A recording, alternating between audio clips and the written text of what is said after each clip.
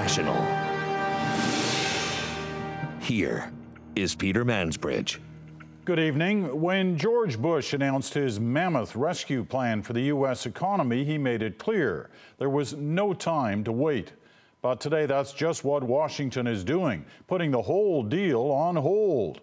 Politicians there, used to dealing with staggering dollar figures, are balking at the cost of this bailout. $700 billion, $1 trillion, maybe even more. Neil McDonald now on this and on the market's reaction to it all today, down. Like an addict who knows he should know better, Tim Kenney keeps interrupting work to stare at pitiless financial charts. He lost a third of his life savings in an hour last week. But he might be the only risk taker in this country not looking for a government handout today. Unfortunately, though, I am part of this system. I'll be honest with you, I refinanced my house on these wonderful terms. You know, the no-doc loans, was able to live probably beyond my means, and I'm sitting here going, Tim, you were part of the problem. Wall Street, of course, has no such compunctions. It's demanding more, and the Bush administration now wants unlimited power to spend sums that defy comprehension. The public is at risk. A lot of Americans, though, are furious about paying for Wall Street's greed, and elected politicians know it.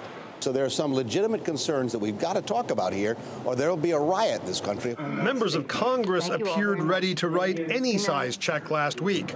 Now they're less certain. These bailouts are an assault on the American capitalism. And some of the potential consequences are grotesque. Will the government, having used tax dollars to effectively become a powerful bank, wind up foreclosing on thousands of its own taxpayers? Then there's the biggest question of all. But what if it doesn't work? Tim Kenney, meanwhile, is facing a sober prospect. Work until I'm 80? Gone are his dreams of retiring to a life of adventure a few years from now. I no longer have that optimism sitting here today. But then neither does anyone else, least of all the politicians working on the bailout deal. Americans are as frightened as they are angry, and the markets, after that bullish seizure on Friday, sagged again today. Neil McDonald, CBC News, Washington.